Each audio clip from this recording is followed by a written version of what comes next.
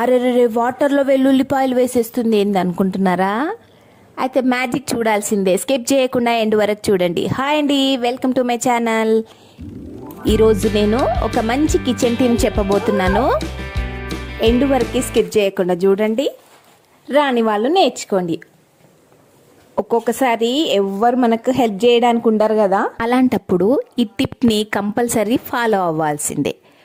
ప్రాసెస్లోనికి వెళ్తే ఫస్ట్ వెల్లుల్లిని మనము గడ్డలు ఉంటాయి కదా, అవన్నీ బ్రేక్ చేసేసి విడివిడిగా చేసి పెట్టేసుకోవాలి. అవసరమైతే ఎండ అవైలబిలిటీ ఉంటే పెట్టుకోవచ్చు, లేదంటే అప్పటికప్పుడు హాట్ వాటర్ని తీసుకోవాలి. ఎంత హాట్ వాటర్ అంటే కాగేటంత హాట్ వాటర్ కాకుండా గోరువెచ్చగా ఉండే వామ్ వాటర్ని తీసుకొని ఒక్కొక్క గిన్నెలో వేసేసుకొని ఆ గిన్నెలో ఈ రెబ్బలు వెల్లుల్లి రెబ్బలన్నీ కూడా వేసుకోవాలి. వేసుకొని వాటర్ అంతా బాగా పట్టేటట్లు ఒక్కసారి కలుపుకొని ఒక 10 minutes నుంచి 15 minutes వరకు అలాగే వదిలేయాలి కదపకుండా.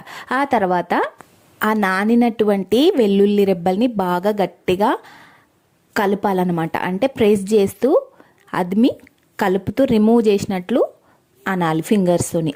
అప్పుడు మొత్తము వెల్లుల్లి రెబ్బలన్నీ కూడా తొక్క ఊడిపోయి బయటకు వచ్చేస్తాయి అన్నమాట. అయితే ఒక్కొక్కటి కొంచెం బొడిపు ఉంటుంది కదా, అవి కొంచెం వెంటనే రావు. అలాంటప్పుడు రెండోసారి కూడా ప్రాసెస్ని ఇంకా 5 minutes వాటర్లో పెట్టి కలిపి బాగా గట్టిగా కలిపినప్పుడు అవి కూడా బయటకు వచ్చేస్తాయి. ఈ విధంగా మొత్తం వెల్లుల్లి రెబ్బల్ని ఒక 10 minutesలో మనము ప్రిపేర్ చేసుకోవచ్చు. తడి తడిగా ఉంటాయి కదా, అలాంటప్పుడు మనము ఒక వెట్ కాదు డ్రై క్లాత్ మీద ఆరబెట్టుకుని అల్లం వెల్లుల్లి పేస్ట్ కోసం వాడుకుంటే సరిపోతుంది. ఎలా అనిపించింది వీడియో? మంచిగా ఉందా? అయితే లైక్ చేసి సబ్స్క్రైబ్ చేసుకోవడం మర్చిపోకండి. మీ ఫ్రెండ్స్కి రిలేటివ్స్కి షేర్ చేయండి.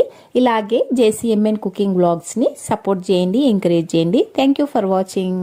ఇలాంటి మంచి మంచి టిప్స్తో కూడినటువంటి వీడియోస్, రెసిపీస్, వ్లాగింగ్ మన ఛానల్లో అప్లోడ్ చేస్తూనే ఉంటాను. మీ ఎంకరేజ్ ఎప్పుడు ఇలాగే కొనసాగించండి. Thank you for watching JCMN cooking vlogs.